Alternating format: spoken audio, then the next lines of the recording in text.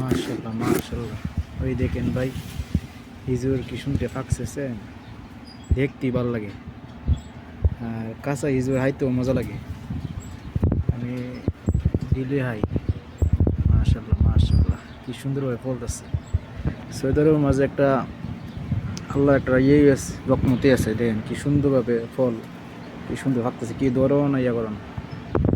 বাংলাদেশে বাংলাদেশে হইলে তো সালু হইলে বুঝেনি আপনারা, বুঝতেছেন।